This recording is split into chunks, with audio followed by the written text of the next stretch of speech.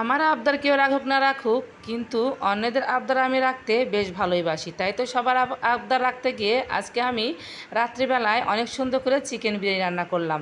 Hello সবাইকে, সবাই কেমন আছো? আশা করি ভালো আছো, আর আমি ভালো আছি। তো এই তো ছোট্ট একটা ব্লগ নিয়ে চলে আসলাম রাত্রিবেলার। তো যেহেতু বিরিয়ানি বানাবো, তো তার আগে একটু চা খাবো, কারণ চা না খেলে তো আমার বিরিয়ানিটা ভালোই হবে না। যেহেতু আমি চা পাগল মানুষ, তাই একটু চা বানিয়ে খেলাম। তারপরে এখন বিরিয়ানির জন্য সব কিছু রেডি করে নিচ্ছি। প্রথমে আমি চালগুলো ভালো করে ধুয়ে পরিষ্কার করে নিচ্ছি, অনেকবার ধুয়ে নিয়েছি। যত ভালো করে চালটা ধুয়ে নেব, বিরিয়ানিটা কিন্তু তত সুন্দরই ঝরঝরে হবে। তো যাই হোক, চালগুলো অনেক সুন্দর করে ধুয়ে তারপর ঝরা দিয়ে রেখে দিলাম। এদিকে পেঁয়াজ টেয়াজ সব কেটে নিয়েছি, যা যা লাগবে। আর তারপরে আমি বসিয়ে দিয়েছি একটু গরম জল, একটা গামলাতে গ্যাসের চুলাতে বসিয়ে দিয়েছি। তো কিছুক্ষণ গরম জল করে নেওয়ার পর এখন আমি একটা বড় হাঁড়ি বসিয়ে দিলাম।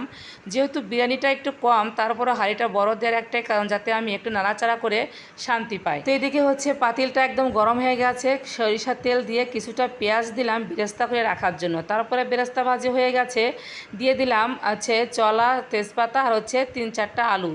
তো আলুগুলো একসাথে সব কিছু ভেজে নিয়ে পেঁয়াজগুলো দিয়ে তারপরে এখন চালগুলো দিয়ে দেব।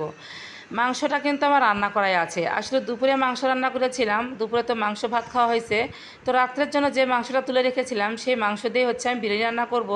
কারণ সন্ধ্যার পর ছেলে মেয়ে দিব্যকাব্য বলছে একটু বিরিয়ানি খেতে ইচ্ছে করছে। তো ভাবলাম যেহেতু মাংস রেডি করা আছে, শুধু একটু চালটা সিদ্ধ করে নামাবো। তো ঠিক আছে, রান্নাবান্না বসিয়ে দেই। তো ওরা বলল, তাই রাত 9টার দিকেই বসিয়ে দিলাম বিরিয়ানি রান্না করতে। তো যাই হোক, এখানে তো চালগুলো অনেক সুন্দর করে ভাজি করে নিচ্ছি। লবণ দিয়ে দিলাম, একটু বিরিয়ানি মশলা দিয়ে দিলাম। তেমন কিছুই আজকে রাত দেইনি মশলা বলতে, ওই হালকা পাতলা যা তাই।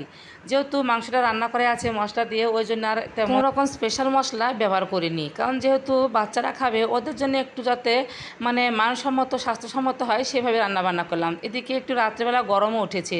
তো যাই হোক, মাংস দিয়ে কিছুক্ষণ চালটা কষিয়ে নিয়ে এই তো গরম জল দিয়ে দিলাম। অনেককে এই দেখি গরম জল মেপে দেয়। আসলে আমার রান্নাটা অন্যরকম। যদিও আমি কম রান্না করি বিরিয়ানি, তারপরে আমার একটা আইডিয়া আছে চালের সাথে জলের পরিমাণটা, তাই আমি মেপে দিই না, সবসময় না মেপে ব্যবহার করি। তো যাই হোক, একটু ঢাকনা দিয়েছিলাম, এই তো বলক উঠে একদম জলটা কিন্তু শুকিয়ে গেছে, হালকা একটু জল আছে। আমি এখন এর মধ্যে একটু হালকা দিব চিনি, আর দিয়ে দেবো ঘি, দিয়ে একদম জালটা মিডিয়াম আঁচে রেখে ঢাকনা দিয়ে রেখে দেবো। পারফেক্ট একদম বিরিয়ানি হয়ে যাবে, তোমরা শুধু চেয়ে থেকে দেখো। তো যাই হোক, অসম্ভব মজা হয়েছিল। আর আমাদের বিরিয়ানি কিন্তু একটা অতিথিও খেয়েছি, তাও আবার অনেক বড় অতিথি। তোমরা দেখলেই তবে হবে কত বড় অতিথি। অতিথি খেয়ে তো অনেক প্রশংসা করেছে। আসলে রান্নাবান্না একটা আর্ট। সবসময় যে ময় মশলা তেল বেশি দিয়েই রান্না ভালো হয় তা না, কিন্তু হাতেরও যাতে থাকতে হবে। তো যাই হোক, এই তো আমার বিরিয়ানি হয়ে গেছে। কাঁচামরিচ দিয়ে দিয়েছি 4-5টা, দিয়ে দিলাম পেঁয়াজ বেরেস্তা, একটু দমে রেখে তারপর সবাইকে খেতে দিয়ে দেবো। এর মধ্যে কিন্তু আবার আমি টমেটো কেটে নিয়েছি, পেঁয়াজ, কাঁচামরিচ দিয়ে বিরিয়ানি খেতে এত মজা লাগে, কাঁচা পেঁয়াজ দিয়ে খেতে কি বলবো। তো যাই হোক, এর তো ঢাকনা নামিয়ে নিলাম। দেখো এখন বিরিয়ানিগুলো বেড়ে নিচ্ছি। এত সুন্দর ঝরঝরে হয়েছে, যখন একটু ঠান্ডা হয়েছিল একদম পারফেক্ট। মনে হচ্ছিল একটা চালের সাথে আর একটা চাল লাগছে না, এত সুন্দর হয়েছে। কিন্তু আবার হাতেও সুসিদ্ধ। আমি যখন বিরিয়ানি বাড়ছিলাম, মেয়ে তো তখন থেকে সুস পড়া শুরু করে দিয়েছে। মনে হচ্ছে কত স্বাদ হয়েছে, ও যে কত তৃপ্তি করে খাবে। তো যাই হোক, ওদের জন্য আগে বেড়ে দিচ্ছিলাম। আমার তো অনেক ভালো লাগছিল যে ওদের আবদারটা রাখতে পারলাম। তো যাই হোক, ওদের আবদারেই কিন্তু আমি এত রাতে অনেক সুন্দর করে বিরিয়ানি রান্না করলাম। তো এই তো বিরিয়ানি সবাইকে খেতে দিয়েছি। তোমাদের বিরিয়ানি খেতে কাদের কাদের ভালো লাগে অবশ্যই কিন্তু কমেন্টে জানাবে, আর কারো খেতে ইচ্ছে করলে অবশ্যই কিন্তু চলে আসো। তো যাই হোক, ওরা তো অনেক মজা করে খাচ্ছিল। বাচ্চারা কিন্তু বিরিয়ানি খেতে খুব পছন্দ করে, তাই না?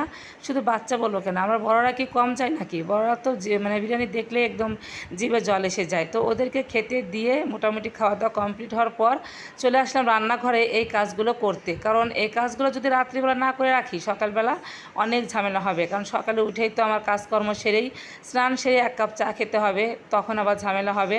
তো ভাবলাম যেহেতু বসেই আছি, কাজগুলো সেরে নেই, কারণ এই কাজগুলো সেরে রাখলে টেনশন মুক্ত হয়ে রাতে ঘুমাতে পারবো। আমার মতো কে কে এরকম কাজ করে রাখো অবশ্যই কিন্তু জানাবে। তো যাই হোক, সব শেষে আমি একটু শান্তিমতো খেয়ে নেব, তারপরে বাদ বাকি কাজকর্ম। তো আজকের ভিডিওটা এই পর্যন্ত। এই ভিডিওটা ভালো লাগলো অবশ্যই লাইক কমেন্ট শেয়ার দিয়ে পাশে থেকে